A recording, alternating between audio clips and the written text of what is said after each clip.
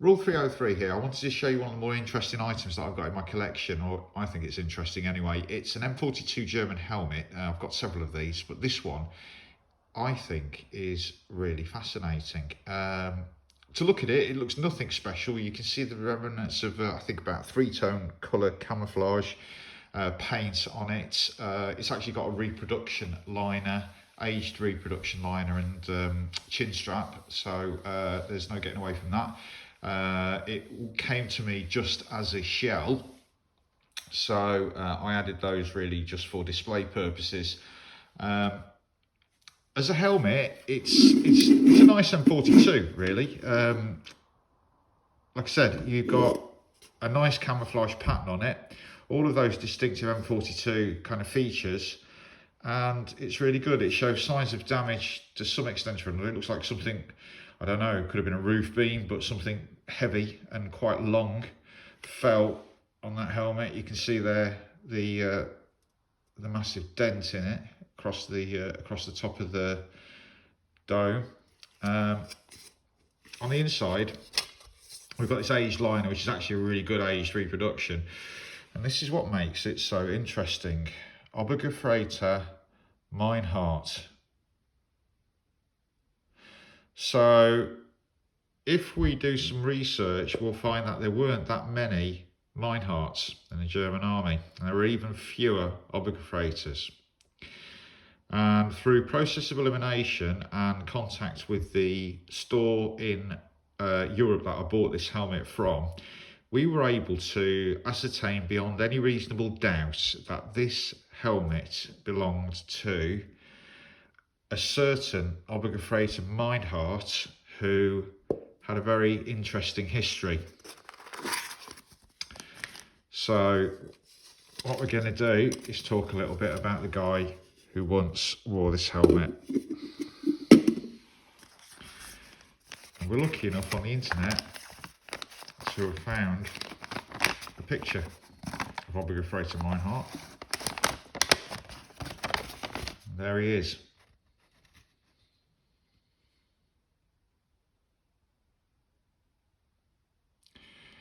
And the reason that we were able to find a picture of Obergefreiter Meinhardt on the internet is because he was a winner of the Knight's Cross of the Iron Cross. Obviously a foot soldier, he was a pioneer, so he was a combat engineer. I'm going to read out his citation. So, Obergefreiter Rudolf Meinhardt of Gruppenführer Pionierzug Grenadier Regiment 528, combat engineer. 21st of March 1944. At 0400 hours on the 21st of March 1944, following heavy artillery preparation, the Soviets attacked the positions of Grenadier Regiment 528 near the village of Sharky. After a tough fight, they penetrated the line and the Grenadiers pulled back to the village itself. Later on the evening of that day, however, the regimental Pionierzug, commanded by Obergefreiter Meinhardt, launched a counter-thrust that threw the Soviets out of the positions that had been lost.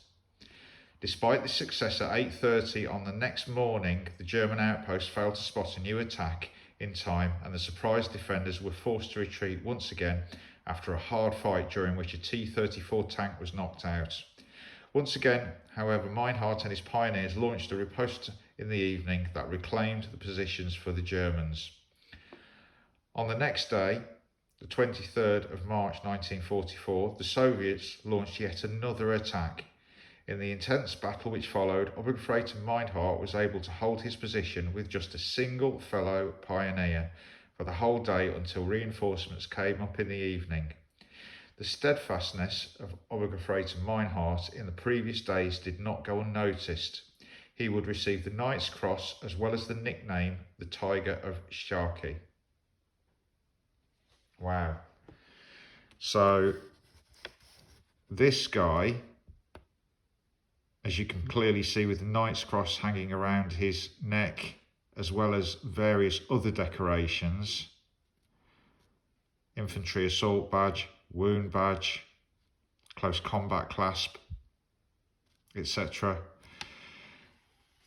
was the wearer of this helmet. Now, I think looking at this helmet, it saw a lot of combat damage, or a lot of combat I should say. It's got quite a bit of, you know, sort of nicks, scrapes and dents on it. And without doubt, this was worn by somebody in very, very heavy combat. Now, you might say, oh, it could be a fake. Well, I'd say that's very doubtful for two main reasons. Firstly, there wasn't a great deal of money to be made in this helmet, so why would anybody bother? And secondly, it came from an extremely well thought of retailer in a very, very established store in Europe. And I have no doubt that the provenance that I got with this helmet is true and as it should be.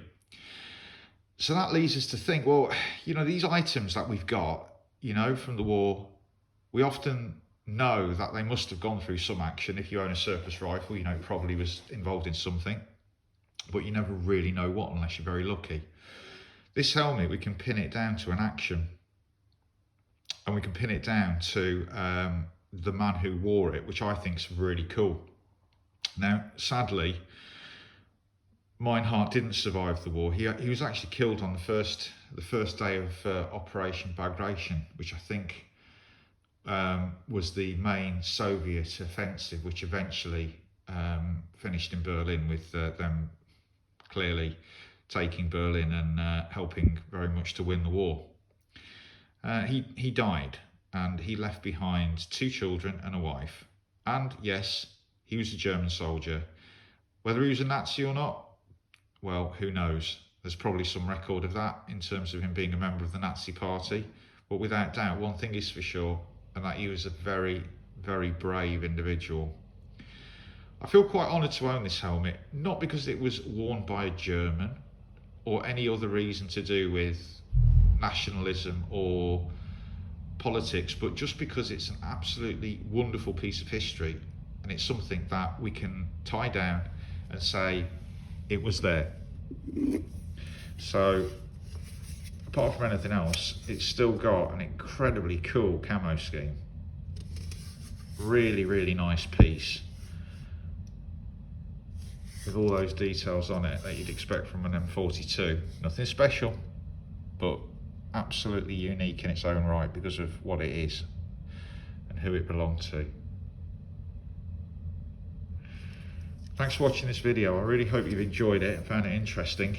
If you're into the stuff that I'm into, then I'm sure you probably do to some point. But to a lot of people it wouldn't be interesting, but to us it just is. If you want to subscribe, please do. That helps me out immensely. And please leave a like and a comment. I'll respond to any comments that are left. And other than that, I'd really encourage you to watch some of my other videos and support the channel as much as you can. Thanks very much.